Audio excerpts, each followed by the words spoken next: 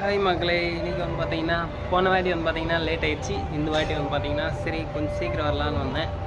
இந்த வாட்டி உங்களுக்கு எல்லாத்தையும் சுற்றி காட்ட போகிறேன். ஓகேவா? அப்படியே வாங்க போகலாம்.